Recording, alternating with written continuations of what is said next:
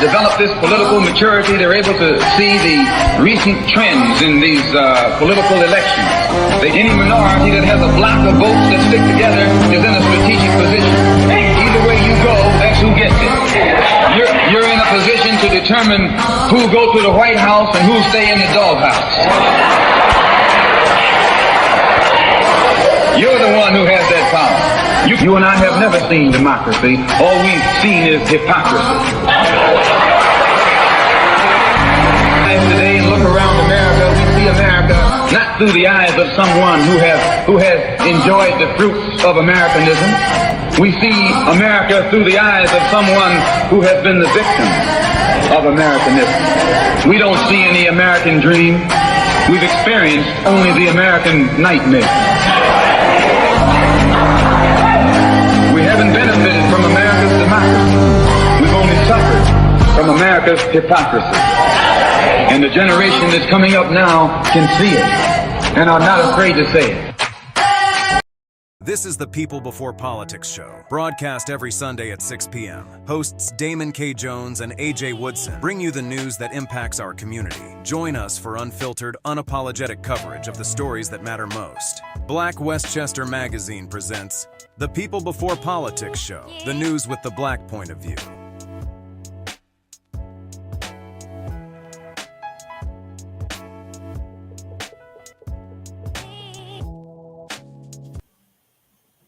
Peace and blessings, everybody. Peace and blessings.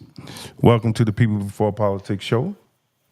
And I'm Damon K. Jones and my partner AJ Woodson, and we're here another Sunday to give you the news with the black point of view and the best way that we do it. Raw, uncut, unfiltered, because we are unbought and unbossed. What's up, brother Andrew? Hope all is well, brother. Hope that you're doing good. And everybody else that's watching. AJ? Yeah, I just saw the note that said Facebook, it automatically defaults as friends only, and you have to put it as public or you won't be able to see the comments. Really? Yeah, public. I'm going in and doing that on mine says public. You got to go in. It says it defaults on friends only. That's what. Facebook defaults on friends only. This program defaults on friends only on Facebook. You have to go in and you have to put it as public. I just did it on mine. Oh, okay. What's up, good people? This is your boy AJ Woodson. This is Black Westchester presents the People Before Politics radio show every Sunday night, usually 6 to 8. We're running a little late today. You know how it is. But we are here for show number 417. 417. Shout out to Andrew Wang. He's at Howard University. Did a presentation on hip hop. At a hip hop conference out there representing the 914, and he's doing this thing out there. So shout out to him. Yeah, that's a good look, brother. That's a good look. Proud of you, man. Proud of you for doing that. We Word up. They had Ralph McDaniels was on the panel, and Manny Faces and a bunch of other people was on the panel. It was great. It was a great panel. I watched the panel. I watched one of the panels. It was a great conversation. No, that's good. That's good. We gotta really continue to teach the next generation about real hip hop, not what they see today. And I don't know, you put the post up, but Howard today officially shared that they are doing a hip hop study minor, the first hip hop study minor at the university. So they will have a hip hop study officially now at Howard University. That's great. That's great. That's great. That's definitely great. Big shout out. Big shout out to Howard University. And shout out to Andrew because he anytime anybody mentioned Heavy D or anybody like that, he pulled out my book and he shared my book with everybody he could share it with out there. so, so, so he was holding it down. I appreciate him. That's what's up. That's what's up. That's what's up, man. So, anything else? What else is going on? What else is happening? Shout out to Marvin Church. Shout out to Kenyatta Adams, always tuning in every week on Facebook. What is going on? It's a lot going on, man. I'm trying to think of local stuff that's not related to the other stuff, but yeah, trying to give some local stuff some love. Like yo, so speaking about so Greater Centennial had a town hall dealing with the aftermath of the election, just like dealing with how people were feeling, and it was that, and then the Union Baptist Church had one in White Plains the next day. I attended both of those. It's interesting hearing everything from people really, really sad and they don't know what the future holds to people, which I was definitely encouraged people talking about. So what happened. What are we going to do from here? Where do we go from here? We need to be thinking forward. And I was happy to hear that it wasn't all, while people's feelings are real, you know what I'm saying? And if people feel a certain way, it was a safe place for them to get it out. Neither church streamed it live, so it was like safe. You could say whatever you had to say in there, and it was private. And but there was a lot of where do we go from here? Planning for the future, planning for all of that, which is equally important because we can't. While we have to deal with the effect, what happened, we can't continue to only, for those who are very distraught, cry over the situation and endlessly. At some point, we got to be talking about what is the plan for the future. Where do we go as a people from here? Where do we go as a group from here? The Democrats need to be talking about where do we go as a party from here. The Democrats don't know. We as black people, see, this is where we get it twisted. Well, when I said we, I was talking about black people first. No, yeah, but you said the Democrats. No, black people. Black people need to figure out where they're going, not the Democrats. Black people. Black people, black people, black people. We need to figure it out. We need to have our own agenda, not the Democrats' agenda. That was, We haven't learned that. What have we learned? That was also discussed in White Plains at Union Baptist Church, the lack of an agenda, and at both, actually both Grace Centennial and Union Baptist, a lack of an agenda. We need to be putting together an agenda, and it needs to be done. We need to be coming together to do that. So this was like people considered this like a first step of the conversation, but there was a lot of talk about. But this is what I don't like. Oh, you can't undo. No, I'm not talking about that. We have had many people. We have had many people. We even Martin Luther King wrote the book, Where Do We Go From Here? We have had many people. We have not paid attention to our elders.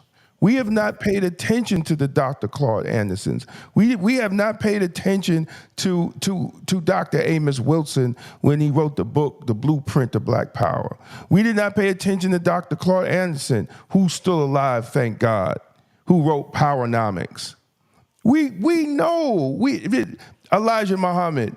We know the blueprint, but do we have the faith in ourselves and the faith in God to do what needs to get done?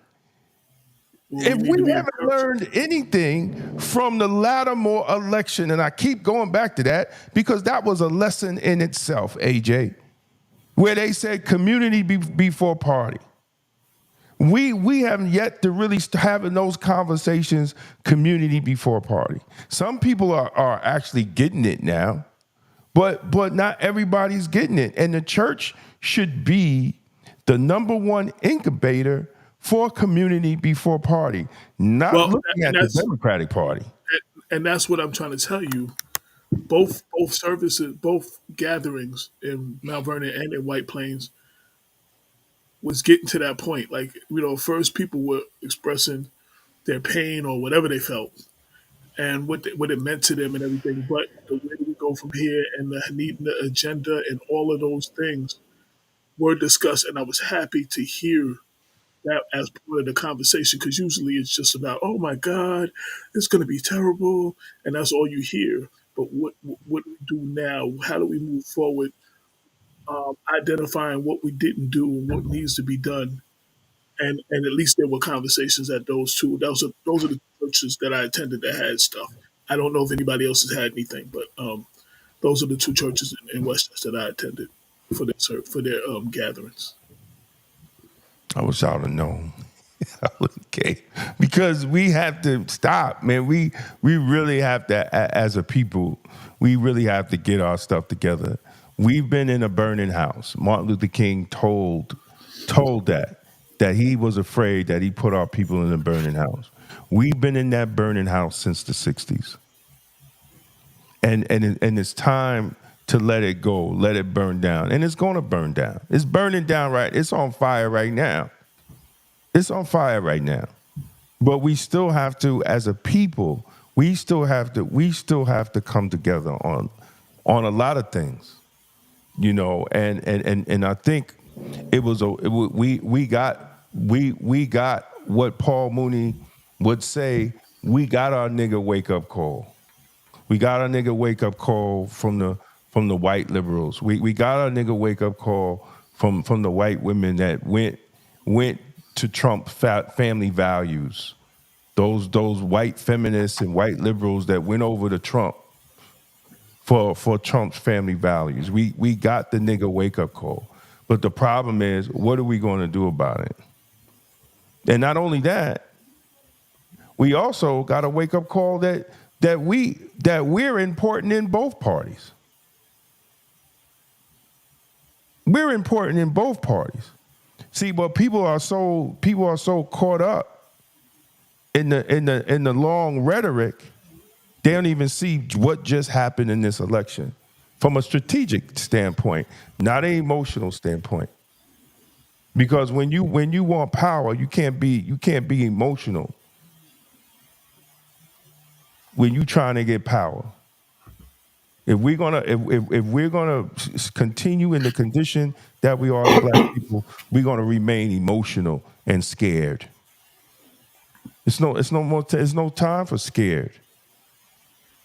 We have 5-6 generations of being scared. It's really time to come together. We're the most educated Black people on the planet. And we have no institutions in the land that we're educated at. So we got to get it together, man. It's for our children. So, finishing up, thanks. I was thankful that both those churches led conversations dealing with it, and hopefully more will be galvanized from that. And I'll be following, what's going on in that arena. Well, that's great. We need more conversation. Also, on an unrelated note, shout out to my former pastor in Georgia. He became bishop while I was down there. He is now the bishop of my district up here. So I was happy to see Dr. George Crenshaw as the new bishop of this district, my former pastor. So shout out to him. I wanted to give him a shout out.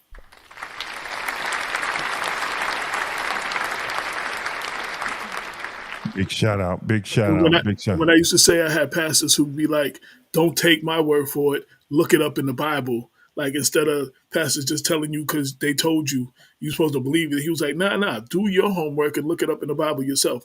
He was one of them pastors I always brag about that, always. And I'm always quoting when I say my pastor used to tell me he's that pastor. No, that's great. No, yeah, man, yeah. That's what's up. We need strong direction from our faith leaders right now. We really do, and we need more of them that will say, "Thus say the Lord," even to politicians. Absolutely. So we really need that, man. But Pastor Paul was definitely saying what you were saying. Regardless who's in the White House, we got to understand that God is in charge, and that's who we're supposed to be following. So, you know what I'm saying? And you've said that as well. So, we're not supposed to be following whoever's in the White House. No. And we shouldn't even be following a political party. You know, and that's a whole that's a whole nother discussion. If you're a man of faith and you believe in the scripture, and then you follow things, you follow a party that push things that's adversary to scripture. It's a whole nother conversation. You know, that needs to be, that sooner or later it's going to have to be discussed.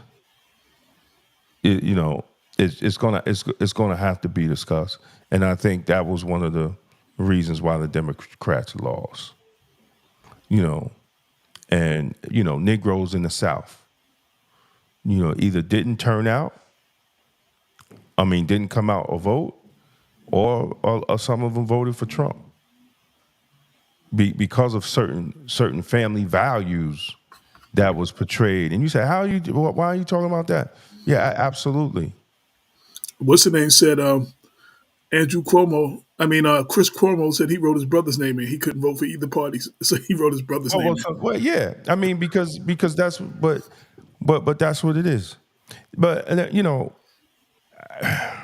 the Democrats have a lot of they have a lot of self-searching to do. You know, because you cannot, and I said this a long time ago.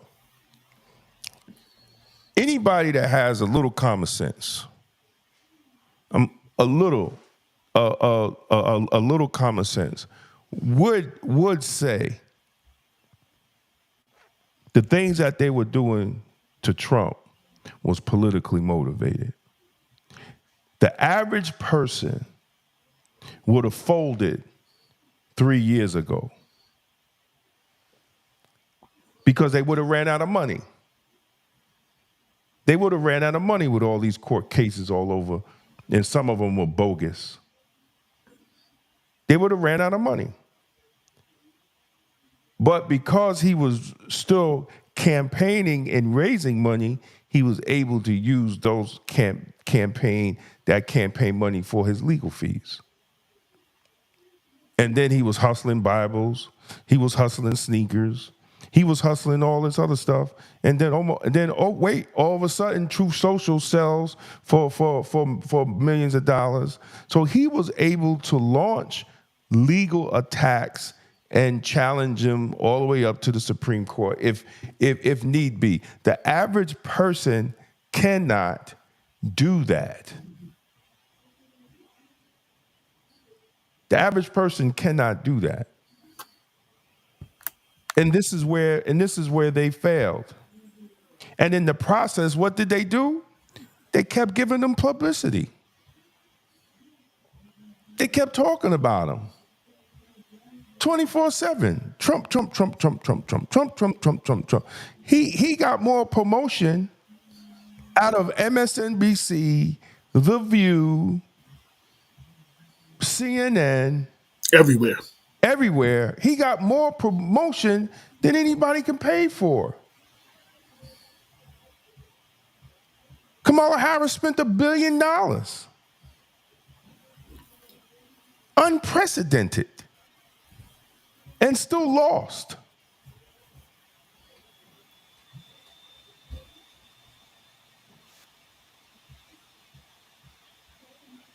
And now the Democrats are the opposition party. I don't care how they want to put it.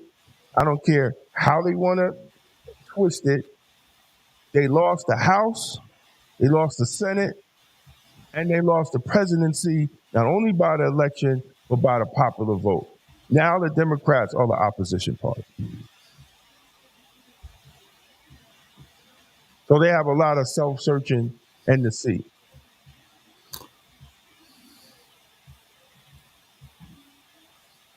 They have a lot of self-searching. And, we didn't even get to it, but I could go down to it. And even our sister, Joy Reid has some strong words to say to the white liberals. We might as well just get into it now. You got the video? Yep, absolutely, brother. Hey, I just want to give some free advice to the white progressives, particularly white progressive women who may be thinking about marching against the Trump victory, maybe putting back on the P word hats and doing that thing. I would just say probably don't send any of those invites to any black women you know. I'm just going to tell you right now, they're not coming. Like, I'm pretty sure black women have resigned from the Save America Coalition, Save Democracy Coalition, and definitely the Save the Democratic Party Coalition. I think that's probably not happening. I would just keep those invites maybe among your own friends because I don't think they're coming. But yeah, I think black women are now on the Save Black Women, Prioritize Black Men, and prioritize black communities, black businesses, and that. And the black spaces, but Save America, Save the Democratic Party. Yeah, I don't think that's happening. But that's what we've been saying. She's right. But that's what we've been saying forever. Community before party. That's what we've been saying forever. And much love to my sister Joy Reid for coming to this conclusion. But that should have been the conclusion a long time ago. It should have been the conclusion a long time ago. But just like many of our sisters, and if sisters are watching, get caught up in the white feminist liberal movement, and then they just left y'all hanging when y'all put up a sister. They left y'all hanging. And then y'all had the nerve to blame black men and blame all this. No, they left y'all hanging. You know why they left y'all hanging? Because they got white sons living in their basement with master's degrees. And they can't afford a mortgage. And they want their white sons to be husbands and be head of households. And the only way they're going to do that is through economics. And the Democrats' economics wasn't working even for white women because they saw their sons in their basements. So they went for Trump and Trump family values because they didn't want their daughters playing men in sports. The things that black women were championing under the umbrella of trying to make history, putting the first black women in. You just got it all twisted. And you thought white women was going to come over with that. They didn't. They went for Trump family values. They voted with their husbands. Well, not only did they vote with their husbands, they voted as mothers. Yeah, but many of them voted with their husbands. No, they voted as mothers. They voted as mothers of young sons. See, we're not looking at the dynamics because majority of black men and women, how many actually grew up with the father in the house? To understand the need of your son to have a good job, have a good education, and be prepared to take on a family, a wife, and children. Bigger than that, keeping it real. White women have always dragged black women into their fight and have failed to show up for black women, period.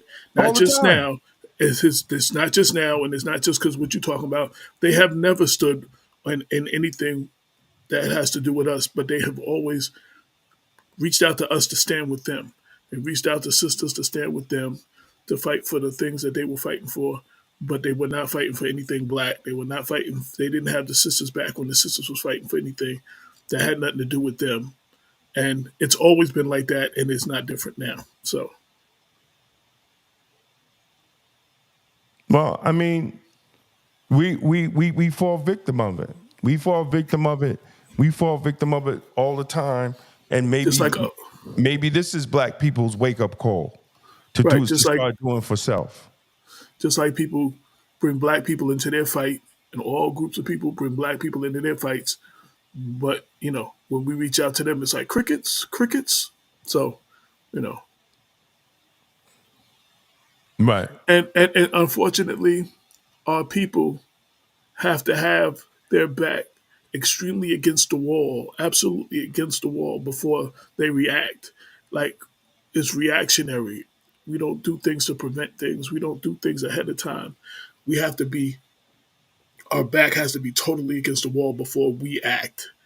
And even then, it takes a minute before we act because not everybody's ready to act now. Right. Right. Everybody's not ready to work for our community. Everybody's not ready to support black businesses. Everybody's not ready to do all those things. There's still many that are not ready. So, that's on us as a people, and that has been our downfall since day one. The greatest thing the enemy did was you can get if you can stand there, put out some rhetoric, and get your enemy to fight amongst themselves and kill each other and politically decapitate each other. You can sit back. You ain't got to lift a hand. And every time they do it, we fall for it over and over and over and over. That we allow division in our community. We fall for it in every form, from the house nigga to the field nigga to the light skin to dark skin to every form. We fall victim, and this time black men and black women. We fall victim to it, and we keep falling for the banana in the tailpipe. And we've been preaching this type of stuff for the 10 years Black Westchester has been in existence. Damon publicly has been preaching it longer than that. I mean, I've been preaching it privately amongst my people, but we've been saying this for we've been saying this for 10 years, that this show has been on. 10 years that Black Westchester has been in existence. Some people like, oh, why it always got to be black? Why everything got to be about black? Because it ain't about nothing to nobody else. It's about black. It's not. It's nobody else cares about our rights and our things and our community, and they know we don't. So they do what they do. I'm just Absolutely. saying. I'm just saying. There's people we're simulcasting on Facebook, on LinkedIn, on YouTube, on X, and on Instagram. Make sure you like and subscribe. Make sure you follow. Make sure you got comments and feedback. Share your comments and feedback in the comment section. Whether you agree or disagree, we want to hear from all of you. We're not just doing this for ourselves, just to hear ourselves talk. You know what I'm saying? We want to hear. We want to have a conversation with y'all. What do y'all think? What do y'all? And that was another reason I went to those two churches, because I wanted to hear what the people in the community thought. You know what I'm saying? And it's interesting how far the variety of opinions, how far away they were. But it was just good to hear that, because it's good to hear from, to just be in the town hall, just to hear the people what they got to say. But we have this platform for all of you to express yourselves as well. So we invite you all to leave comments, share, subscribe, and all of those things.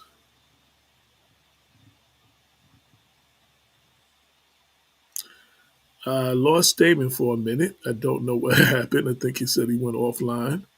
Um, the other major thing that happened this weekend was the Mike Tyson fight. Everybody and their mother wanted to watch this daggone fight. A lot of people have said a lot of things positive and negative about the fight. But as someone that is a couple months older than Mike Tyson, I give him props for even being able to be in there for 8 rounds, even though they were 2-minute rounds, against someone that's 27 years old. This is Father Time is undefeated, as we all know.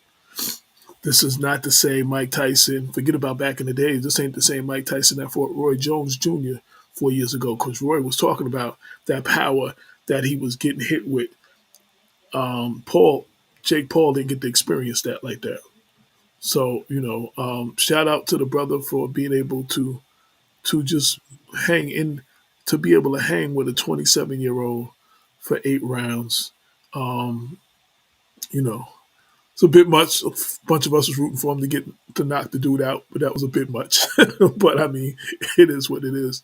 I'm just glad Mike didn't get hurt and Mike didn't get knocked out. To be real, because that would have been the worst thing in the world for him to get knocked the f out. It just would have been really bad for Mike. Like, you know what I'm saying? So, I'm gonna be honest. I'm gonna be honest, man. From watching Mike train to the Mike Tyson that was in the ring, that was two different people.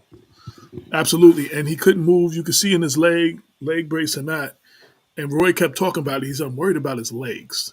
Like Mike didn't have his legs plant. You know, I've seen every Mike Tyson fight. If you see Mike Tyson fight, Mike's legs are real strong. Mike Yeah, bounce look, around. Mike could move. Mike something couldn't was move. wrong. Something was Right, wrong, and Mike said, "I'm not making no excuses." When they asked him right, about the leg, he said, "I'm not right, going to right, make any excuses." right. And I keep it. I appreciate him for that. You know, it would No, have been easy. It'd have been easy for him to be like, "Oh yeah, this was wrong and that was wrong." I'm 58 years old. You listen, know, man. and You all give those me things would have. 6 months and some great, and you give me 6 months and Brother John in Tri-State Jericho, I'll fight Jake Paul for 20 million. I'll fight him for 20 and and I'll try to knock his ass out. You understand? But what's going to happen is Jake Paul is going to have a target on his head Well, because now real boxers are pissed right. because Mike took the fight because of the money. We understand that, but real boxers are really pissed because it really diminishes the art of boxing and Well, those boxers. he hasn't fought any heavyweight contenders. Any of the heavyweight contenders or champions, he has not fought. He has not stepped in the ring with, you know. So, you know, he feeling himself right now. And he gonna get his feelings hurt. He gonna get a wake up call eventually. But his team has handpicked opponents like former NBA player, what's his name, Nat Robinson, who he knocked out. Yeah, Like yeah. he should have never been in. Like they have handpicked his opponents to build this thing up and his popularity up. He has not been in the ring. He's a content creator. He's creating Right, content. right, I mean, right. at the end of the day, that's what it is. And He's a that's content absolutely right. creator. And that's absolutely. And Roy Jones will tell you when Roy Jones fought him 4 years ago, Mike Tyson was throwing haymakers. That Mike Tyson 4 years ago, if he was hurting Roy Jones, he would have hurt some Jake Paul. Oh yeah. But you know, Father Time is undefeated. I mean, you know, no matter what you think, Father Time is undefeated. You know what I'm saying? LeBron James is playing in his 20th season, but he's playing on a high level, which is amazing, but he's still not the LeBron James of back in the days. You know, No, Father Time absolutely is not. undefeated. There are young players that should not be able to run up on LeBron and slam it on him or block his shot who do. You know what I'm saying? Like that wouldn't have happened 10 years ago. So Father Time is undefeated. The man did it. Jake Paul got a wake up call coming from some real boxers. You know, yo, now Mike did it. He's 58. He's a couple of months younger than me. I'm be 59 in February, and he'll be 59 a couple of months afterwards. He need No, not it's to just over. get back in the ring. He's not He, going to get you back. know, Nobody's gonna go see it. If he would have showed up and did more, he could have probably got another fight. But nobody's going to show up. and because of what he was able to do 4 years ago, people was rooting that he could maybe still do it. Exactly. But You know what I'm saying? he So, just looked good in the training videos. oh, he Like looked incredible. He like looked I didn't incredible in the training. understand. Something is something that we don't know about, and it And probably will his never come out. and his legs were not It wasn't. whole. He hadn't. It was like somebody took those legs off that was in the video and put my legs on them. I'm like, dude. And then after round three, if you paid attention, you saw Yo, brother John, we spoke him up. What's good, my brother? Hey, Peace and what's happening, blessings. brother? What's going on, Shout, man? shout. Before I get back to the Tyson fight, shout out to this brother and the work that he is doing with our youth, especially in Yonkers, with his gym and the boxers that he's working with. Yo, Yep. I applaud this brother for the work that he is doing. He is saving kids' lives.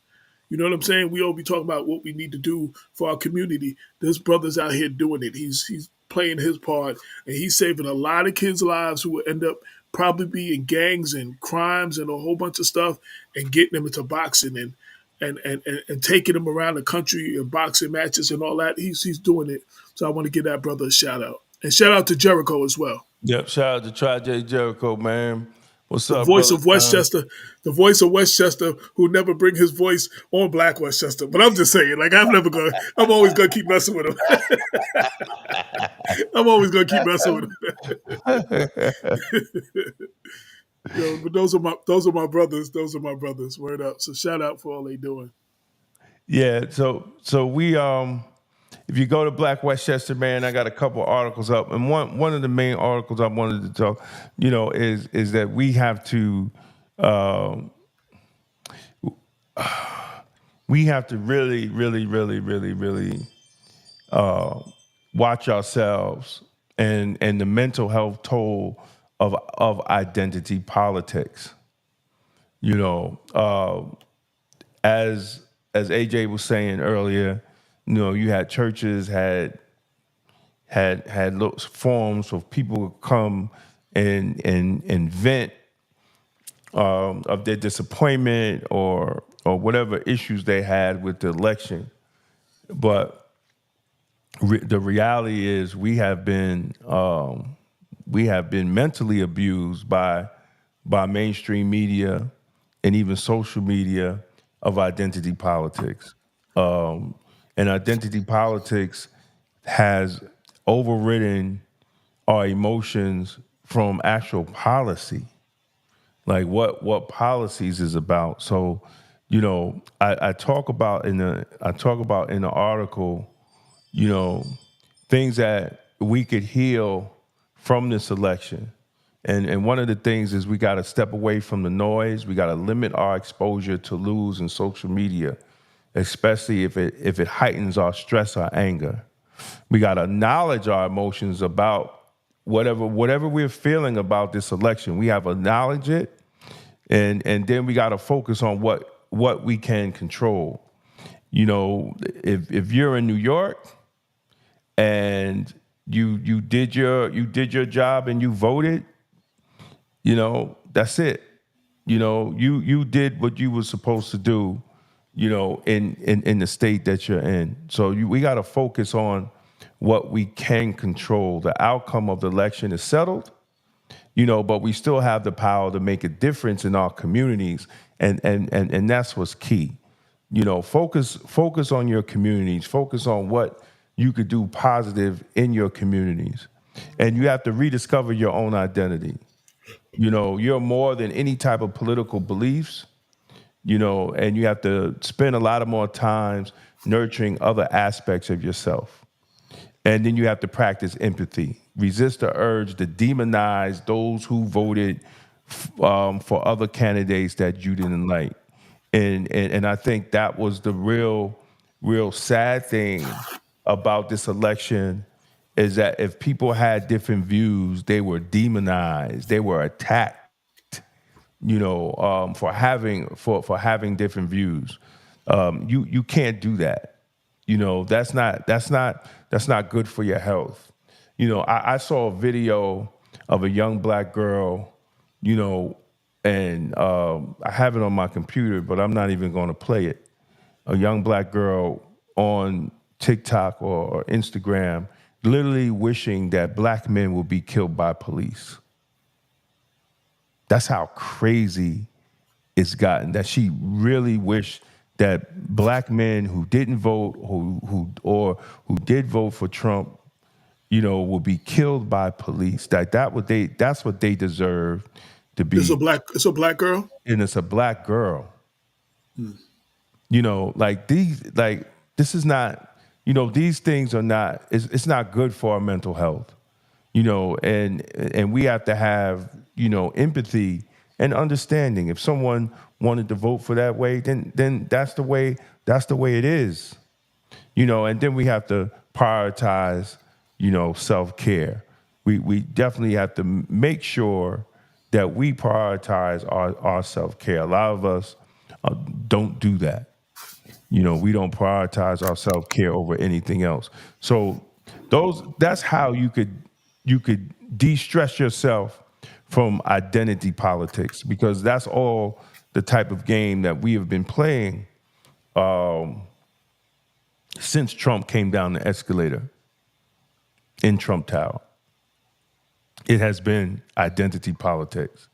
And identity politics is a dangerous game to play because it really affects your mental health and well-being if you get caught up in that because you overlook actual policies and what the function of government is really for the people, because you're focusing on identity politics. And I hate to say it, man, Democrats played it well. That's why they had so many entertainers, because they were playing identity politics instead of actually addressing the needs of the people. So let's not have identity politics give us some type of stressful breakdown, because it's not good. We need to move on and focus on our communities, focus on our school boards, focus on City Hall, focus on what's going on within our community, focus on the well-being on our community, because all politics is local. So there's no need to get stressed out about that when you have so many issues that you could address right in front of you in your community. And you have more control over your local politics. Absolutely. You Absolutely. actually, and we keep saying this over and over, local politics dictates more of your day-to-day life than who's in the White House. And you want to change things, you have to change things from the bottom up. Means you got to change things in your city council, who creates the legislation for your city or your town. You got to change. You got to create. You got to change policy. You got to change things with your mayor, your town supervisor, the head of your city. You got to change things with your county legislator, your state representatives, your state assemblymen, and state senators, or whatever they're called in your state. That's how you make the changes. Those are the people that make the laws, the local laws that affect your day to day. And you have to start there first. And you have more power and more control over that area than you do in who's in the White House. And depending on what's going on in the White House, if you are controlling things that's going on in your state, it won't matter, because your state, your city, your county, you know what I'm saying? That's what's controlling your life. So dictating things in your life. So you need to pay more attention to your local politics, and not just voting. You need to go to the school board meetings. You need to go to the city council meetings. You need to go to the county legislator meetings. People are talking about, let's march on DC. Why not march to Albany? Why not march on the county building? Exactly. Why not march on your local city hall? You know what I'm saying? Like, those are the places that you should be talking about, organizing rallies and marches and that kind of stuff, showing up in numbers at your city council meeting. Me and Damon went to a county legislative meeting. There had to be about 6 black people in there, and 4 of them was with us. 4 of the 6 black people were us, and the 2 people that came with us. There were no black people in Westchester in those meetings. And we've gone and we've spoke. Damon has spoke a few times. We brought other people who have spoke. We what are we doing here? What are we doing here? Part of the democratic process is not just vote for your elected official, is holding your elected official accountable. I've always told any elected official, if you seek my endorsement from an organization or even the paper, you know, and you don't do right, I'm going to put a foot in your ass publicly. If I endorse you publicly, I have the right to put my foot in your ass publicly for not doing the right thing. You know, that's part of the democratic process. It's not hating, you know, it's holding people accountable. And these are the things we have to do often and more, especially in our communities. Because when and especially the black politicians, they should be held at a higher standard because they should understand They should know better. the struggle in which that we're trying to fix. Oh, you know, it's an ongoing struggle. It's an ongoing fight to deal with these issues in our community because a lot of times it has been the local and state and even federal government that created these conditions. So we put you in there to change it, and if you don't change it, we should have. Who's that? Me, That's that your was phone? me. All right.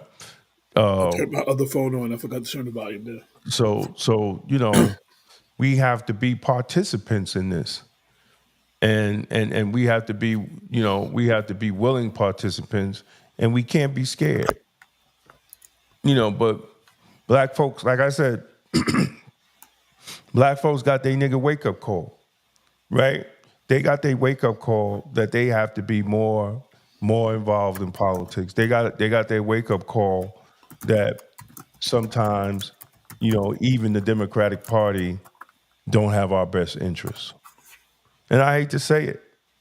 You know, Joy Reid said it best, you know, from a woman's perspective on how women looked at the Democratic Party and especially black women in their relationship to it, you know, and to the point that they've forsaken black men throughout the years. This is their wake-up call. This is their wake-up call. And it's sad that you have some toxic feminists that ran with that nonsense that came out of the Democratic Party. And it's really, I'm not surprised, but it's real sad that the Obamas doubled down on it. Even after, you know, Barack, there was pushback. Michelle came and doubled down on it, on what her husband said. And that shows that how disconnected the Obamas are to everyday black people, and especially black men, and what we deal with. I mean, we deal with this is we're in this together. It ain't no it ain't no your fight and my fight. You know, the black man and black woman in America have been fighting this together. So how did we become the enemy all of a sudden? How did we become the enemy? We've been fighting this since we was brought here together, since we was brought here on slave ships. It's been us together. So when did it change? And it should, and if it did, it should never had changed. It should never have changed.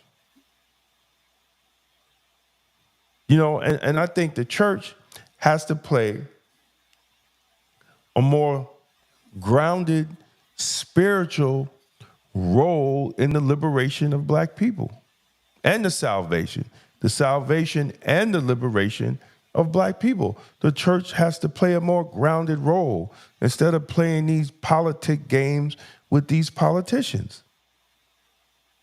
It has to be more, thus say the Lord. Yeah, you might not get some grants. Yeah, they might not come visit your church. But so what? Being friends with a politician is not more important than the salvation of your people. Absolutely not.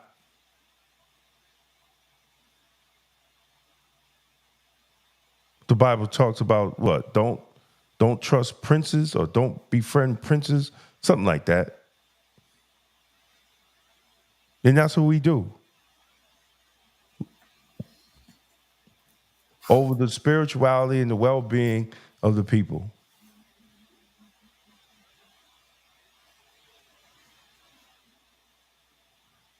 So we got to get it together. There's no excuse. We got the finances. We spend enough. We just don't have unity and we don't have love.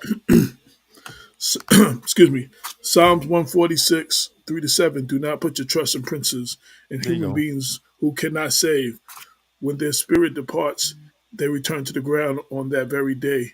Their plans come to nothing. Blessed are those who help the God of Jacob, whose hope is in the Lord, in their Lord. Jesus Christ, man! I got a Hebrew Israel flashback. Read, brother AJ.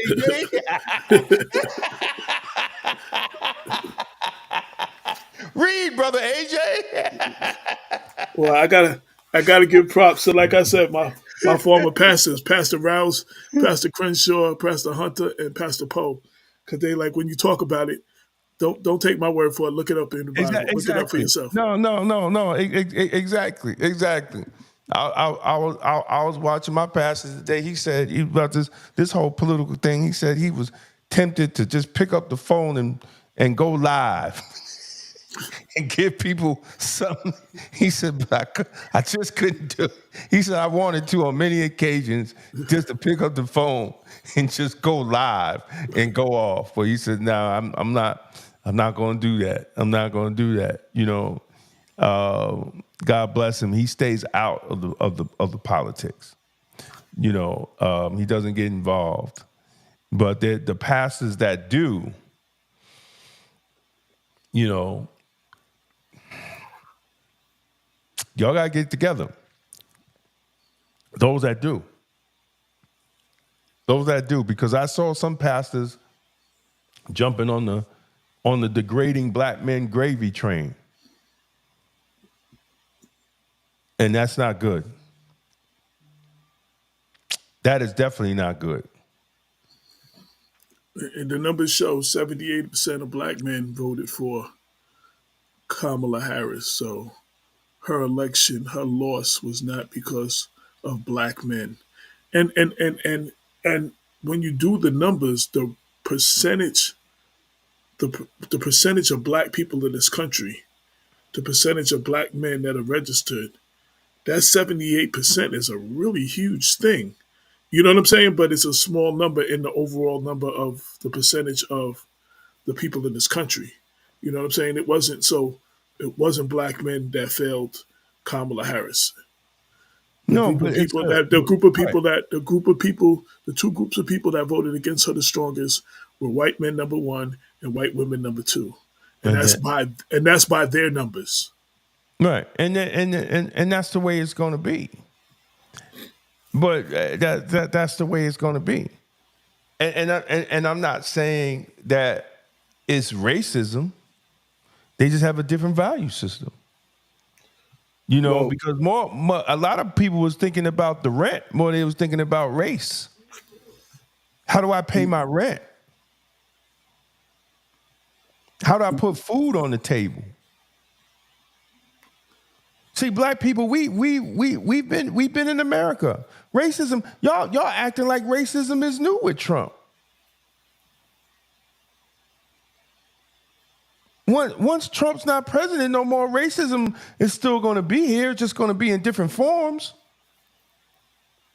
And to me, there's a lot of racists in the Democratic Party, as they're finding out when white women bailed on them.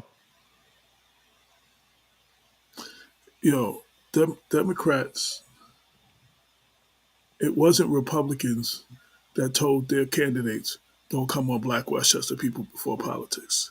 It was Democrats. It wasn't Republicans who told their candidates, don't advertise in black Westchester. It was the Democratic Party. Exactly. And it wasn't a white Democrat in charge. It was a black Democrat in charge in the county. Exactly. So Think about just keeping it real. I mean, just keeping it real. We have to. I said before when Damien brought out. First off, let me say something.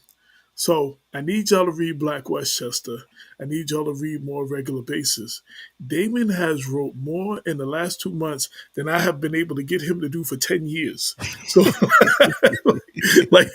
so y'all need to check out some of that stuff, for real, and comment on it. Give your feedback on it. But you know, one thing we believe in absolutes, like everything. Two things is possible. Two things can be true.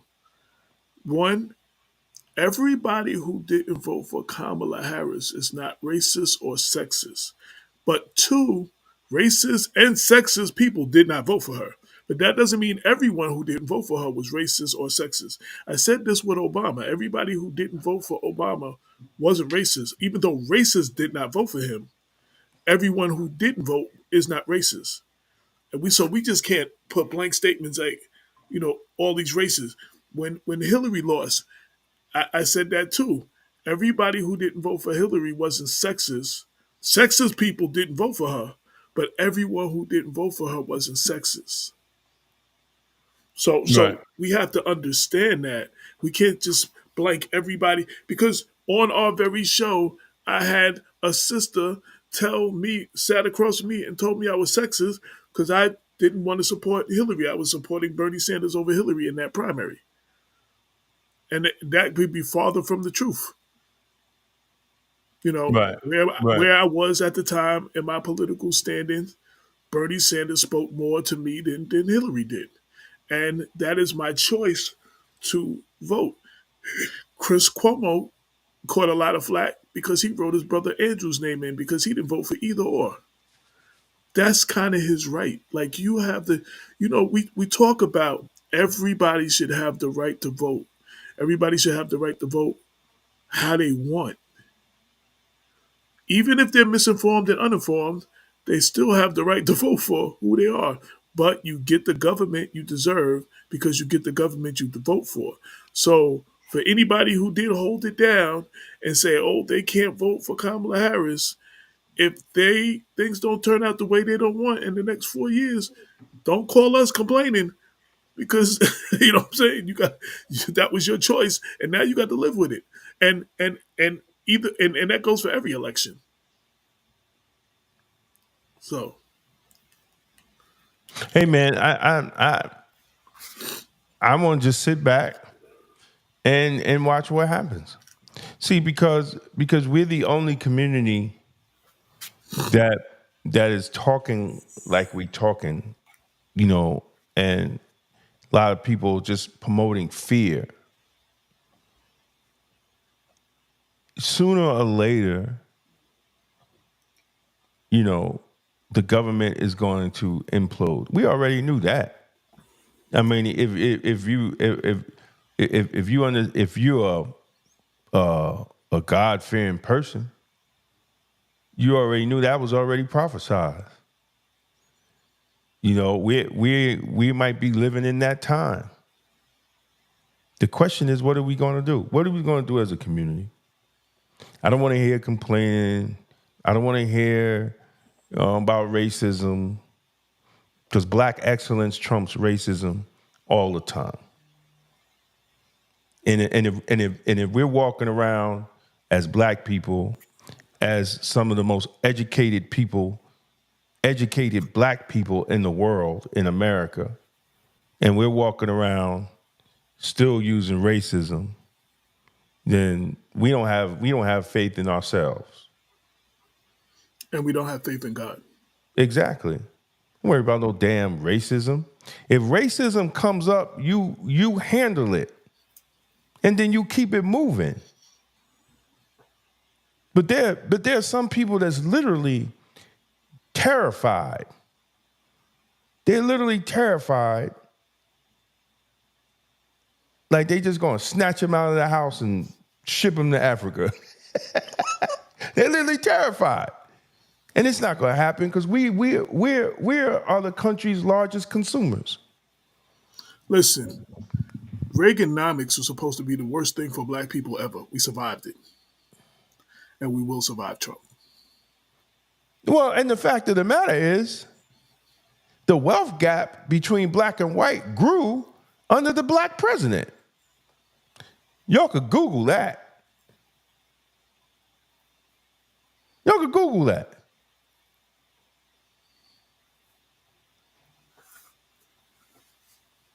So at the end of the day, we didn't gain anything. And that was another thing, because a lot of black people bought the Obama t-shirt, put him in office twice. And their communities didn't change under Barack Obama. So you can't pimp us hope anymore. You got to pimp us policy. You got to talk to us, to our hearts, about policy.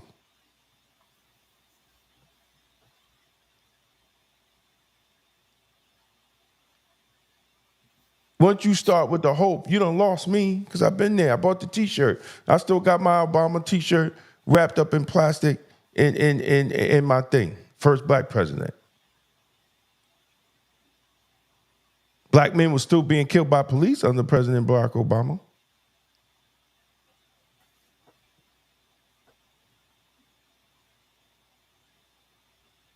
Only thing he did, put out some suggestions, 21st century policing model. But that ain't stopped black people being killed.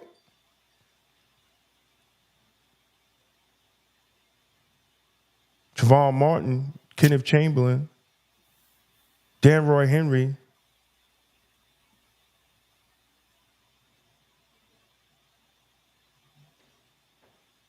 So you would have to give black people a little bit more this time.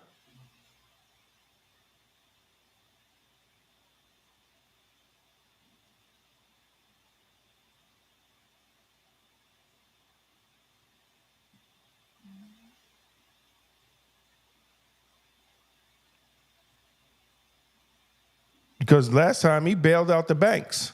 He ain't bailed out black folks, he bailed out the banks.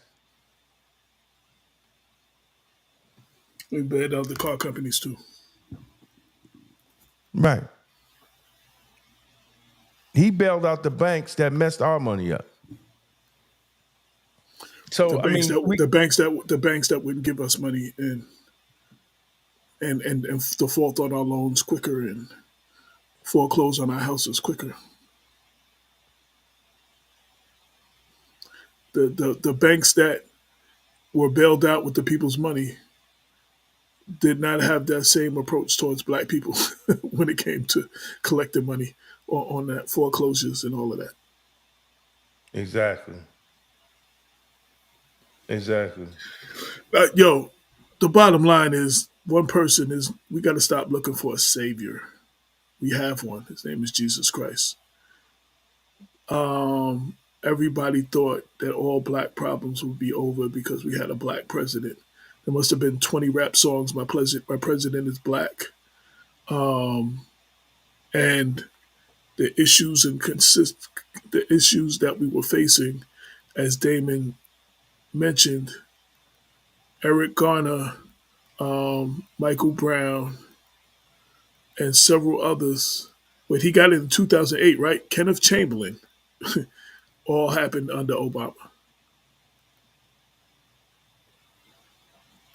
Jonathan Maldonado locally happened under Obama. No, that happened afterwards. But all the big cases like Eric Garner and Mike Brown and all of those cases that were going on at the time all happened under Obama. So just because we had a black president and we were all looking for a savior and we thought all black issues would be solved, no one president, I don't care what he look like and who he represent, is going to be able to do that. And we need to have realistic expectations of our elected officials. We need to hold their feet to the fire, but we also need to have realistic expectations of what they can and can't do. Right. Under Obama, we had a black.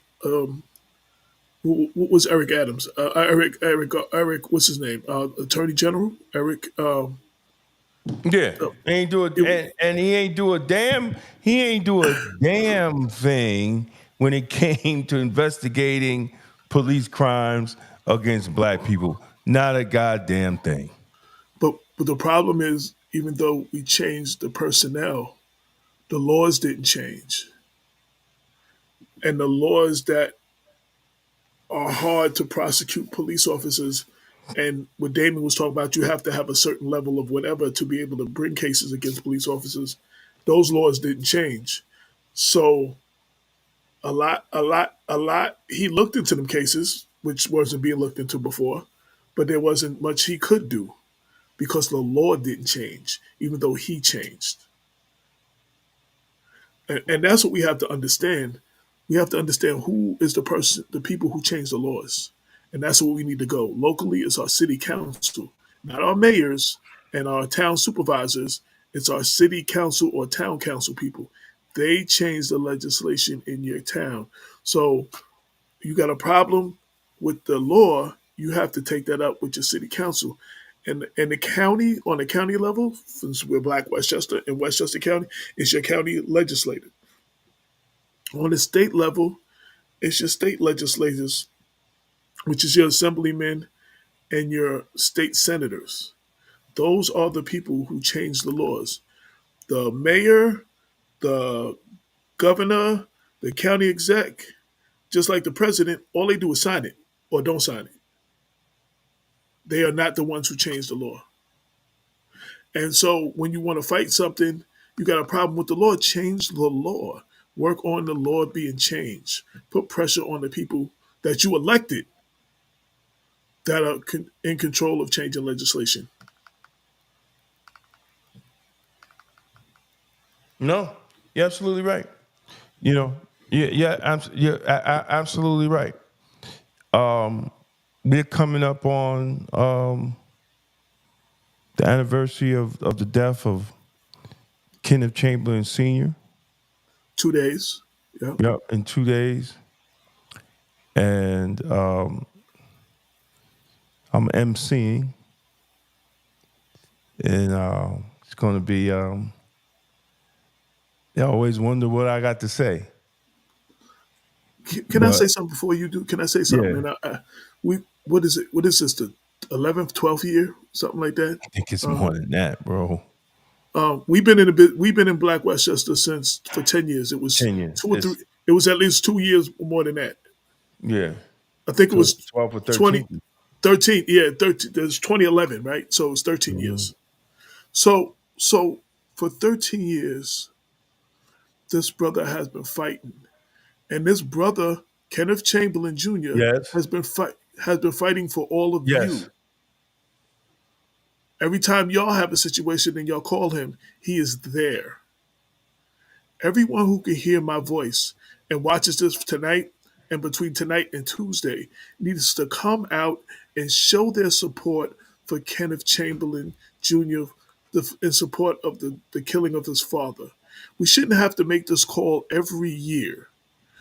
But this is part of being involved and being engaged. You need to show up in numbers and show your outrage on how the situation is handled. That's something locally that you can do. It doesn't cost you anything to show up and you don't even have to say nothing. Just show up and stand. Let me tell you, I've gone to out of 12 of them. I was only here since 2014, so I missed the first three. I've been to at least seven of them out of those 10, and I see mostly the same people over and over. Every now and then I see a few new people, but I see the same people over and over. And I know, while Kenneth might not say this, a lot of you who have called him to show up when you go through something, I don't see you. And I have a problem with that. Real talk. Like, see, he may or may not say certain things, but yo, it needs to be said. So, all you black people, all you black pastors, all you black elected officials need to be there. not to say nothing, just to stand with the brother and stand in solidarity of the egregious murder of his father by the White Plains Police Department. And I don't care what else is going on. Your favorite TV show, hey, you can record everything and you can watch stuff on demand the next day. I don't care what's going on. I know people got things going on, but even if you show up late, you need to show up. That's one of our problems. When things go on, we don't show up. And we don't show up to this one and we don't show up to that one. But damn sure, when something happens to you, you crying to get people to show up for you.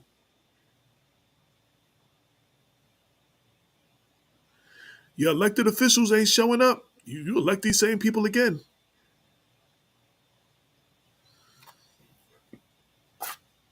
It's disgusting, and I'm disgusted. And yo, I'm saying everybody who can hear my voice, who can show up, and after I finish this, Damon will tell you when and where, what time, and everything. You need to be there, man. Not watch it somebody's live stream from your home. You need to be there. Let me tell you, the more and more people show up, 100, 200 people show up, the news is going to be like, yo, people are going to pay attention more. The city of White Plains got to people got to pay attention when numbers show up. When numbers start dwindling and dwindling and dwindling, that just shows you that the people don't care. So why should I do anything? White Plains, you have an election coming up. I don't know if Tom Roach is running again, but you got Nadine Hunt Robinson, former councilwoman, and you got Justin Brash, current councilman. If they not there, you need to be thinking about that when they come for election time. Who? Huh? What? White Plains? What are you talking about? Yeah, White Plains, the city of White Plains. Tom Roach may or may not run for mayor in the next election, run for re-election. But Nadine Man, Hunt Robinson, Nadine Hunt Robinson, the former councilwoman is, and Justin Brash, if I said his name right, who's a current councilman is, and other people may. And if these people are not here, when they come around looking for your vote, I hope Nadine will be there. I right, hope she doesn't. right. I But hope she does. when these people are not there, whoever is the council person, Ben Boykins, right? Is he the council? He's the legislator of that No, area, he's right? not legislator. He's not a legislator no more. Yeah, but Yeah, but, but he's the legislator. No, my point, he's the legislator of that area. If he's not there, he's running for re-election again. It's going to come to you for your vote. But what does that That's mean? but no, He but hasn't been to one, that's my point. And and people they keep still electing, put him in office. and that's what I'm saying. You talk about what you can do, and you crying about the presidency, and you not acting in these local incidences. Exactly. These people are not Exactly. Exactly. representing you. They're not speaking for you. They're not standing, and you keep voting for them. Exactly. You got Exactly. other people running for office. If they don't show up, you need to bring that to attention. When Kenneth Chamberlain had his vigil this year in White Plains, you didn't have to go far. Y'all all live in White Plains. Where were you? That's your power. That's what you need to be doing. Crying over Trump winning ain't changing nothing. These are things you can do locally. Black pastors Exactly. that don't show up, they need to hear it from their congregation. Why didn't you show up? Anybody who represents anything in that area and they don't show up, they need to hear it. That's just one example of something happening this week and how you should be looking at things going into the next election. It's the 13th. It's It's the it's and the it's it's two, the yeah. 19th. No, it's the 13th anniversary. Oh, the 13th And anniversary, yeah. yeah, and it's Tuesday, November 19th, 7 p.m. to 9 p.m. at the Thomas Slater Center, uh, two Fisher Court, White Plains, New York. And then, So so it's going to be inside this time. or it's Yeah, gonna it's be gonna be. outside? Yeah, it's gonna be inside. Okay, You know, so I don't care how. because Whoa, whoa, whoa! I don't care how cold it was.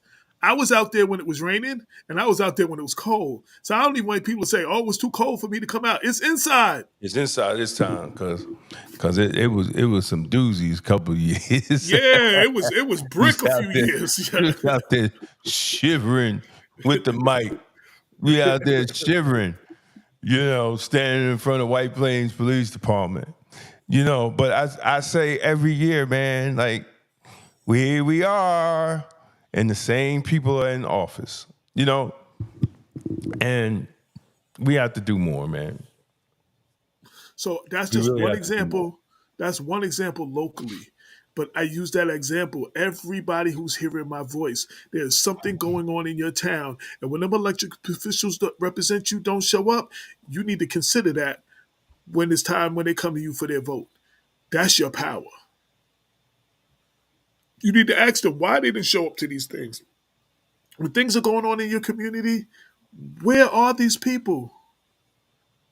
You see them coming, they tell you all kinds of stuff, give you all kinds of like proclamations and stuff to people in the community and have basketball tournaments and all that kind of stuff when they're running, then you don't see them no more. They're not doing nothing for your quality of life. That's where your outrage should be. And that goes all the way down to your school board. Your school's not working the way you want it to work. It's not doing what.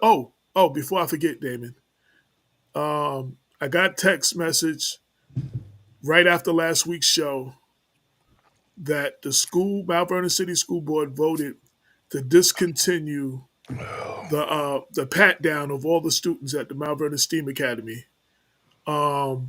but they're still doing it randomly. No, they So just get lost. that's the They just right. continue to get losses.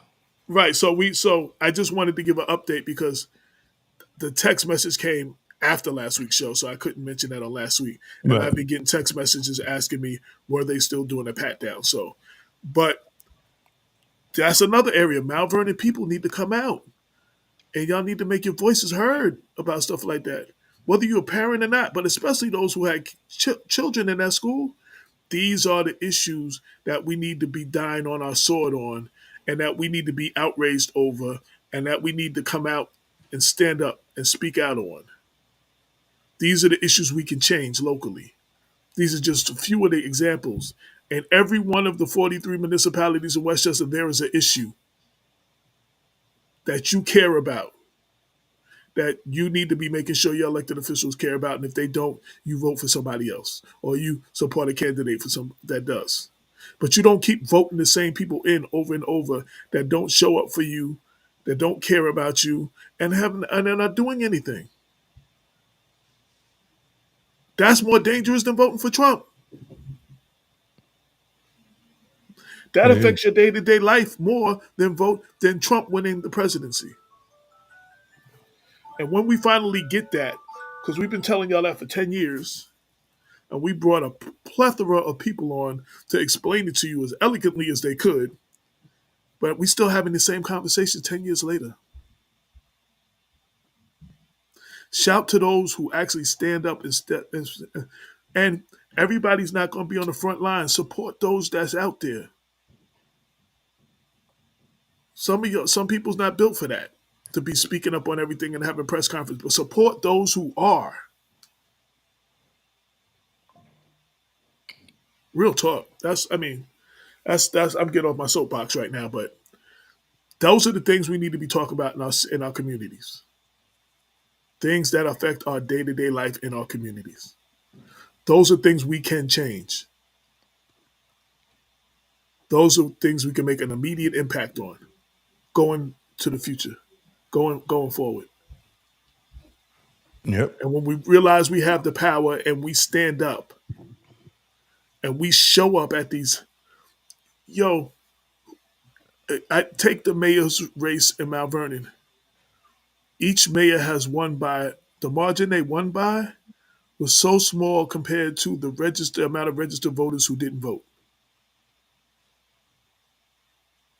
Every election, the person who won by such a small margin compared to the people who did not vote, who were registered to vote in that city, that town, that county, and in the state. That's what we need to be outraged over. That's what we need to focus our concentration on. And y'all go out and have these voter drives, and some people will register because you just told them to register, but you don't follow up to see if they actually come out and vote. You just caught them on a good day, or you caught them on whatever moment, and they registered because you was in their face with a registration form. But who's following up to see if any of these people are voting? That's why you got so many registered non-voters. Those are the things we can change to do the change. Go ahead, David. I'm done. Man, we can ready to go to the scent of the week. We lighten it up every week. We do the scent of the week. So let's get into it, man.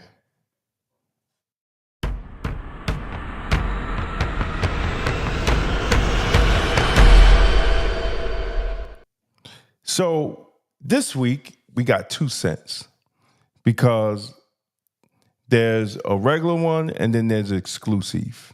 So right now it's Detour Noir, our Harmain exclusive. This is a great scent. This is the longevity. Oh man, I done deleted the scents out. But check this out. The longevity is 8 to 10 hours. The protection is 1.5 hours, and is 1.5 hours. And the sillage. Now, what's the sillage? The sillage is your scent bubble. So, like, if you're standing there, and AJ is talking to somebody, and the scent bubble is what around you. How far can someone smell you? So this is 1 to 2 feet. So a person be able to smell you 1 or 2 feet away, right? And as we see here,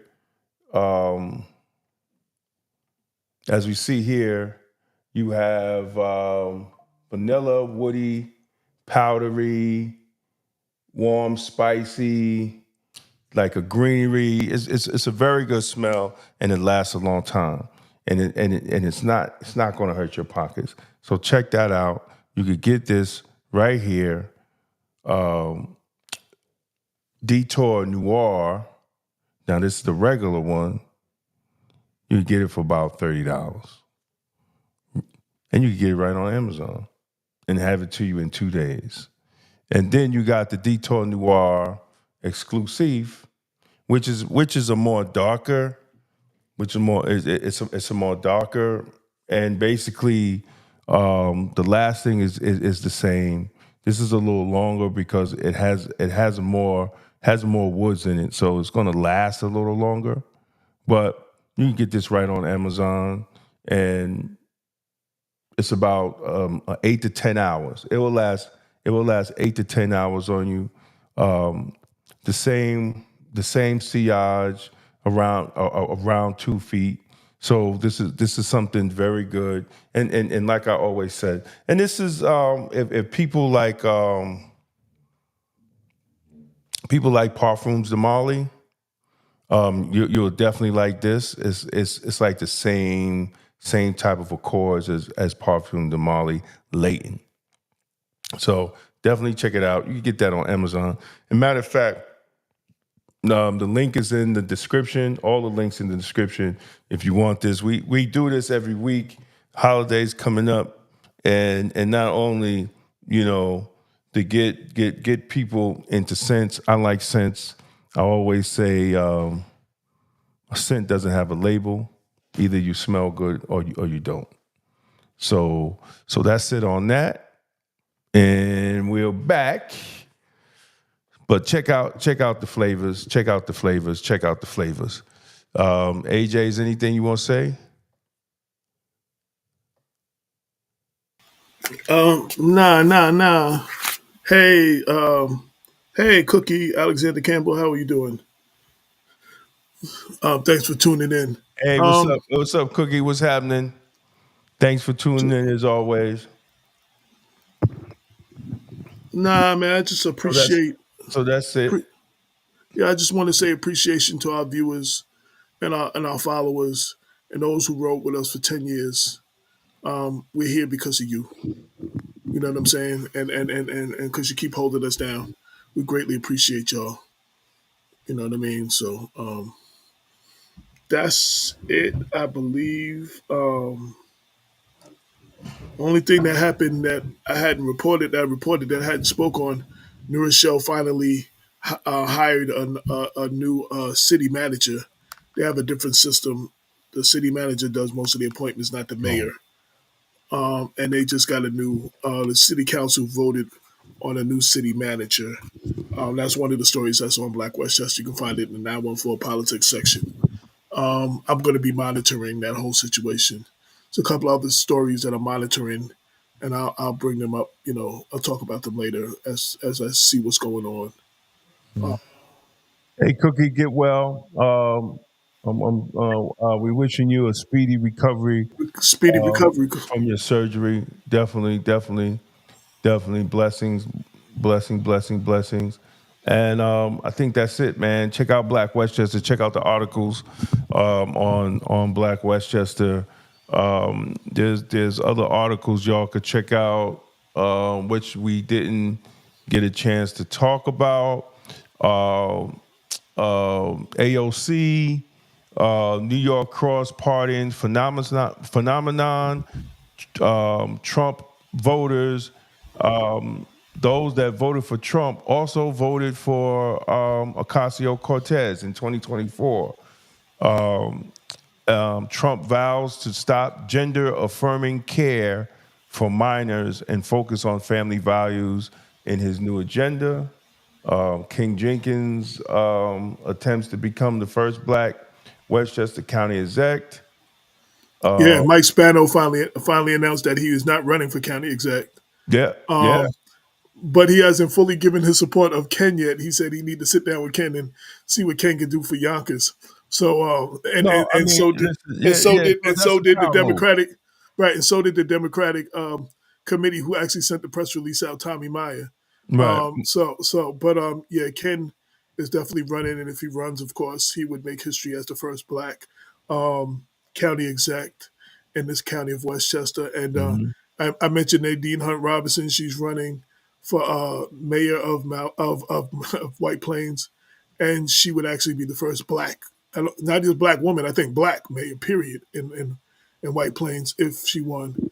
Those are a couple other stories that are up. Right. And Also, as we talked about it, is Pharaoh letting Black people go? And are we going to begin to embrace true independence for the Black community? And also, we have Democratic Representative Wiley Nichols proposes a shadow cabinet to counter President Trump's administration. Now, I don't even know if that's Democratic. I don't even So, understand what that is. That they even have a is well, conversation. what a shadow cabinet is that every appointee that Trump's appoints, they would recognize, I guess, some people to mirror that, I guess, as watchdogs to watch and see what they do. But they won't have no power though. So I mean, No, but it's just, I mean, he makes the argument that they do it in another country, but I never heard it done in America. Is that part of American democracy, as we say, or this is just being the opposition party, right? Because you are the opposition party when you don't have no power in the White House, no real power in the House or the Senate. You are the opposition party. So that's what it is, man. So we're going to go through this for the next at least 2 years until the midterm elections, where we see if Democrats can take back the House or the Senate or take back both. I do want to give a shout out, one last shout out to County Legislator Tyree Woodson Samuel out of the two forums that I said I went to, he was the only elected official I seen, and he didn't come there to speak. He came there to sit in the back and to hear what the people had to say, and I respect that. I didn't see no other elected officials at any of these things. Well, I mean, And White Plains, the only person I saw, she's not in office no more. Judith Baville was in the White Plains. They say White Plains, but it's actually Greenberg. He needs to because he's young. You know, Yes. the future of the Democratic Party is really hanging, and I'm telling you, it's really hanging on the balance. Because even if you take what Joy Reid said when we played it, you know, that was a big threat. You know, and I commend Joy Reid for saying it. She should have said it a long time ago, but we have to have our wake up call. Better late than never. Yeah, well, come to the party, man. We welcome you, Joy. To And she get it said, right. and I want to comment. She also has made similar comments, not just on TikTok, but actually on MSNBC. You know what I'm saying? I don't know if she went as far as she did on TikTok, but she has been vocal Yeah, well, on that I mean, platform. But I'm saying no. It's easy to be vocal on your private forum, right. and you got a public forum like MSNBC, Well, and you don't say yeah, it there. MSNBC is for sale, so they all might be looking for jobs. MSNBC is for sale, and so it is what it is at this point. But you know, we have to keep going, and we have to begin to strategize. So, you know, I hope people got something out the show. Hope people enjoy the show. Please like if you're on YouTube. Please leave whatever comments that you want. If you're on Facebook, please like also. Definitely subscribe if you're on YouTube. Share this video with other people if you want to. Please, and we'll see you next. And you can also reach us any questions, anything. You know, you can always reach us at blackwestchester@gmail.com. Just email us, and we'll get back to you as soon as we can. All right, that's it. Peace out. Peace. This is the People Before Politics show, broadcast every Sunday at 6 p.m. Hosts Damon K. Jones and AJ Woodson bring you the news that impacts our community. Join us for unfiltered, unapologetic coverage of the stories that matter most. Black Westchester Magazine presents the People Before Politics show, the news with the Black point of view. 22 million black victims of Americanism are waking up, and they're gaining a new political consciousness, becoming politically mature. And as they develop this political maturity, they're able to see the recent trends in these political elections. Any minority that has a block of votes that stick together is in a strategic position. Either way you go, that's who gets it. You're in a position to determine who go to the White House and who stay in the doghouse. You're the one who has that power. You and I have never seen democracy. All we've seen is hypocrisy. Today, and look around America, we see America not through the eyes of someone who has enjoyed the fruits of Americanism. We see America through the eyes of someone who has been the victim of Americanism. We don't see any American dream. We've experienced only the American nightmare. We haven't benefited from America's democracy. We've only suffered from America's hypocrisy. And the generation that's coming up now can see it and are not afraid to say it. 22 million black victims of Americanism are waking up.